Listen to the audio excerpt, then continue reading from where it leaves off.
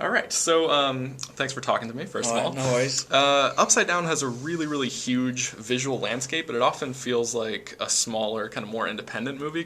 I know you filmed it a couple years ago. Can you talk a little bit about what the vibe was like on the set? Yeah, I mean, every film set's different, you know, every director is different, every experience is different, every story you're telling is different, so you always have a different experience, whether that's a big film or a small film. Hmm. I mean, for me, it felt like a pretty big film, you know, it was a big idea, and although it was an independent film, it felt, you know, pretty massive in scale.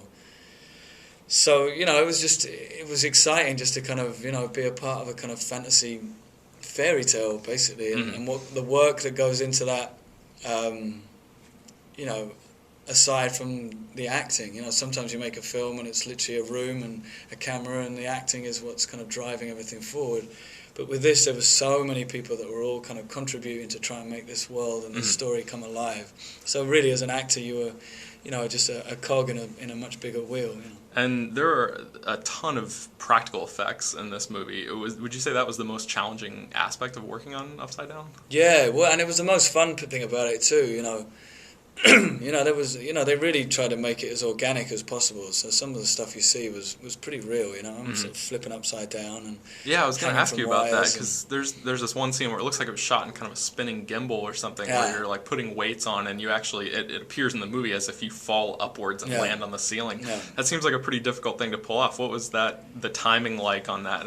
Yeah, it was hard. You know, I had to do, you know, I had to do a certain amount of rehearsals where, you know, the room kind of spins and it turns 180 degrees, and I'm basically inside the room, and as it spins, I just sort of flip Yeah. upside down. So yeah, there were a few takes where I didn't quite make it. You know, I landed on my head. But yeah, you know, instead of just sort of throwing all CGI at everything, you know, I think Juan tried to sort of, you know, use techniques that were maybe a bit more old school, and you know, that was certainly something he'd seen from a Fred Astaire video where he dances around the room. Right.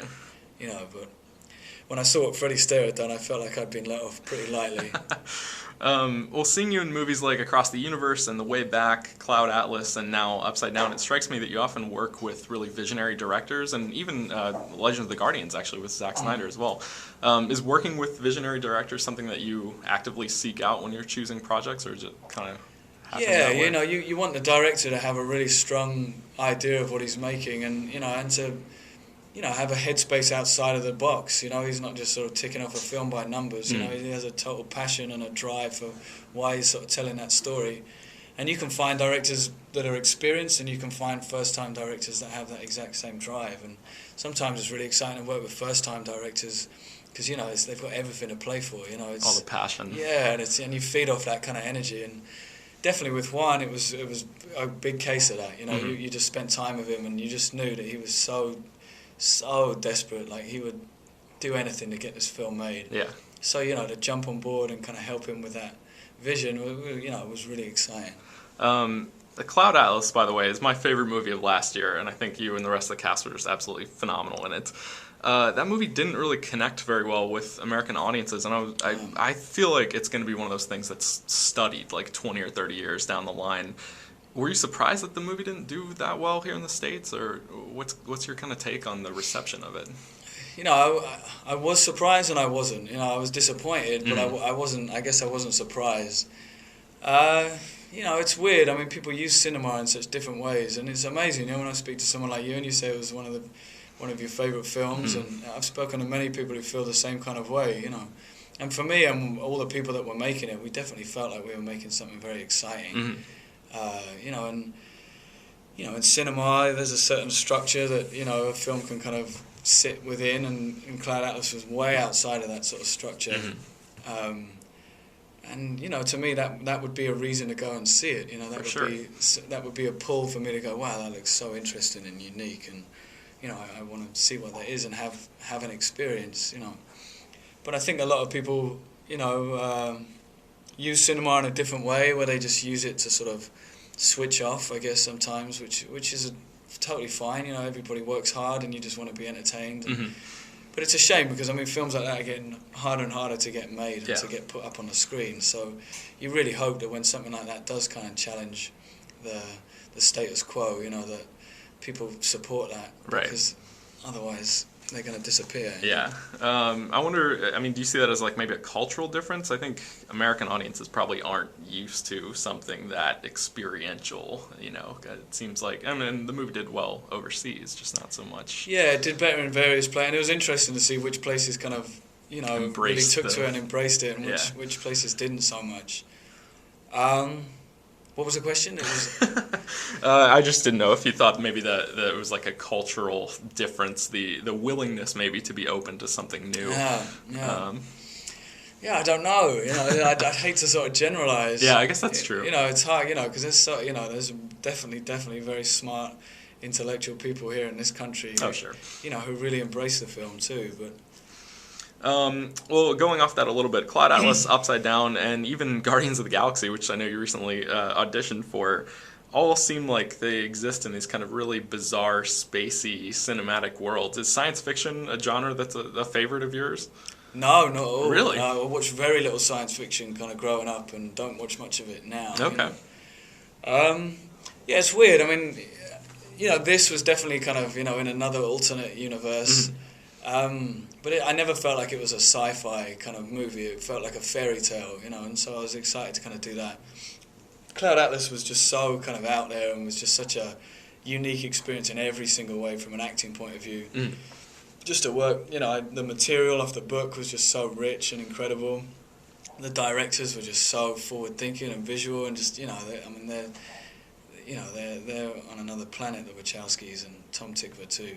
And I think you were one of the few people in that movie who actually made it into all of the storylines. Is that correct? Yeah. That was a big challenge. Like, all the actors were desperately trying to get in all 6 stories. That's cool. But I mean, Cloud Atlas again, it was like, I never felt like that was a fantasy film.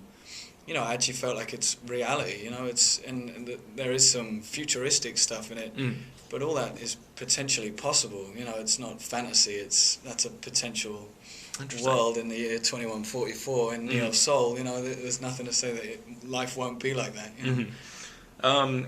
I imagine your preparation for every role is a little bit different, obviously, depending on the character and what movie you're going to be in. Was there anything specific that you do for inspiration before you start every single project? Do you ever like go and watch one movie to kind of psych yourself up, or like you know, get anything like that? I never really do. I never reference kind of other performances or films. You know, I think you just kind of, you know, you just think a lot, you know, and you just read it and keep reading it and think about it and look at the sort of heart of that person and what's driving him forward, and you sort of treat, you know, whether it's fantasy or whether it's reality, you sort of approach it in the same kind of way.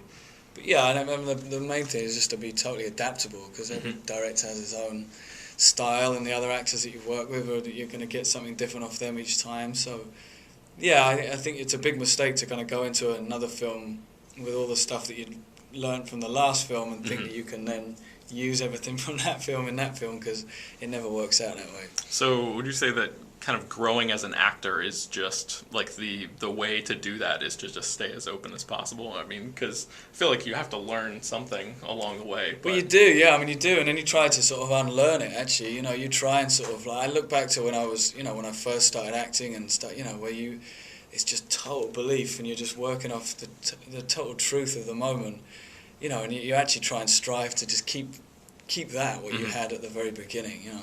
And as you start learning all the little tricks and all the things that kind of go along with it, you try and shake that off as much as possible, actually, and stick with, you know, just feeling the moment as much as you can.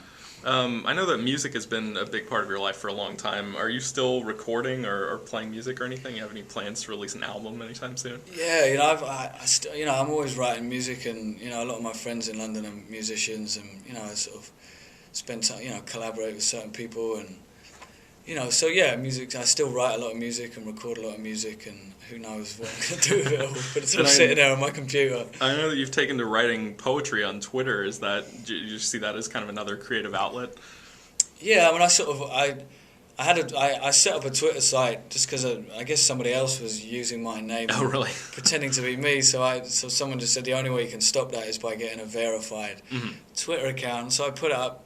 And I wasn't really sure what I would put on the site, and I have all these notepads of lyrics and poems and stuff. So I thought, yeah, maybe if I write one line a day, people could kind of collect the poems, and it could be somehow interactive in a small kind of way, rather than just telling people what I ate for lunch that day. Cool. All right. Well, thanks very much, man. I All appreciate right, your man. time. Thanks a lot. Take care. Thanks.